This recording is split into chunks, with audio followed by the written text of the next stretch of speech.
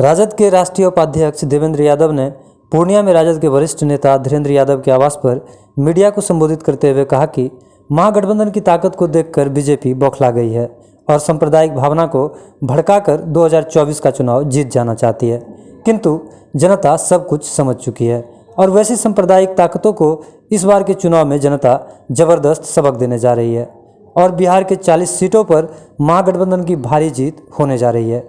देवेंद्र यादव ने इस दरमियान मीडिया द्वारा पूछे गए कई सवालों का जवाब दिया और कहा कि महागठबंधन के प्रधानमंत्री कौन होंगे, इस पर अभी उन लोगों की कोई चर्चा नहीं हुई है। उनका ध्यान अभी पूरी तरह से महागठबंधन को जीत दिलाने और देश के सांप्रदायिक ताकतों को शिकस्त देने की है। 6 आरोप लगाया गया है। अब ये लोकतंत्र कहाँ बचा हुआ? मैं आप ही लोगों से पूछता हूँ, मीडिया के लोग तो समझ रहे होंगे कि अब लोकतंत्र में अभिव्यक्ति की आज़ादी पर जब हमला हो गया, इंसान व्यक्तिगत अपना कोई गाना गा सकता है, अपनी आज़ादी से विरोध कर सकता है, सरकार का भी विरोध करने का अधिकार है उसको, ये संवैधानिक अधिकार है कि हम विरोध करेंगे, विपक्ष में है तो हम विरोध करने का हमको राइट है।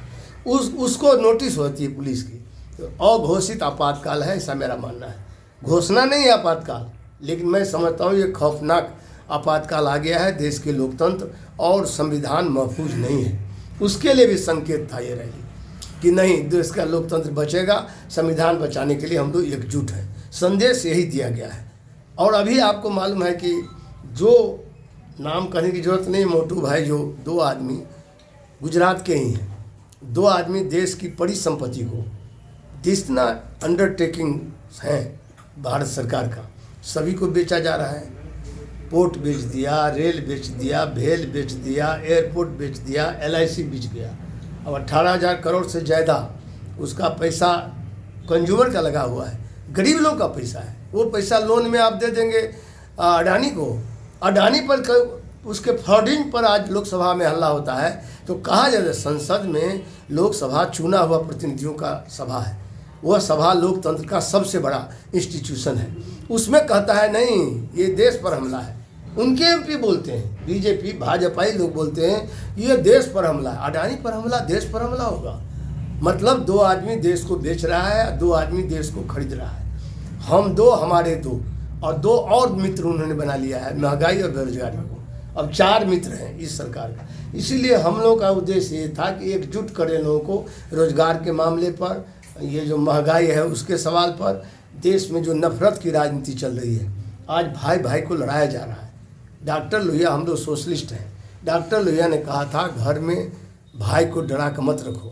मुस्लिम या अल्पसंख्यक हमारा भाई है, क्रिश्चियन हमारा भाई है, ईसाई हमारा भाई है, सिख हमारा भाई है, सबका भाई है। देश ऐसा ही अनेकता में एकता है। ये देश का इतना बढ़िया ये देश है, उसमें ये कह रहा है कि नहीं, इसको बांटना है। भाई डॉक्टर लोहिया ने भी कहा था घर में भाई को डरा कर मत रखो, डर घर को तबाह कर देता है।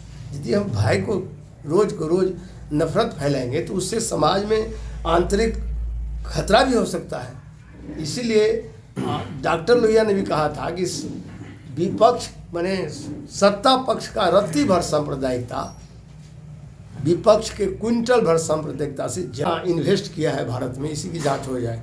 37 लाख करोड़, ये बहुत बड़ा घोटाला है।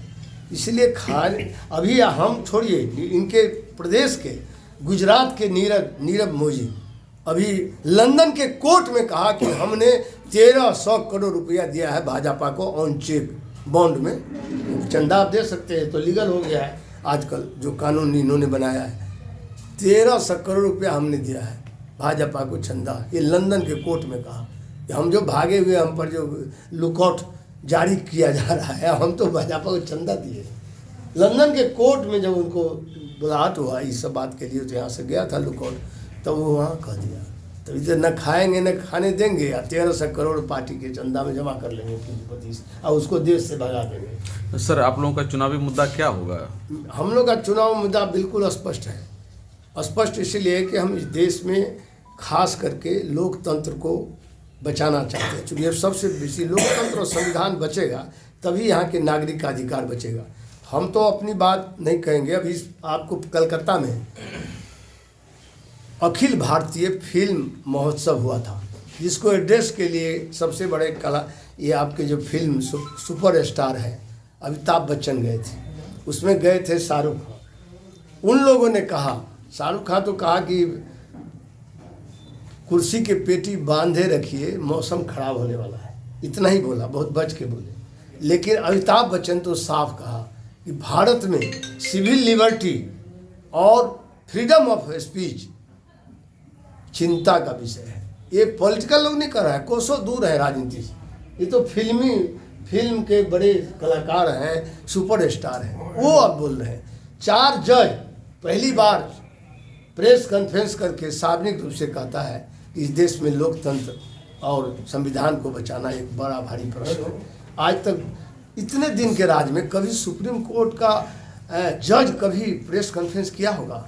सर, परेशानी तो आप सर बहुत गिना रहे हैं, लेकिन सवाल ये भी है कि क्या आप लोगों की जो समस्याएं हैं वो बीजेपी के हिंदुत्व का मुकाबला कर पाएगा? मैं समझता हूँ यदि हम लोग अपने लोगों को समझा देंगे, क्योंकि हिंदुत्व का मतलब ये नहीं है हमारा सर्वधर्म संभव है, हमारा सनातन धर्म है। सनातन धर्म है वसुधैव कुटुंबम।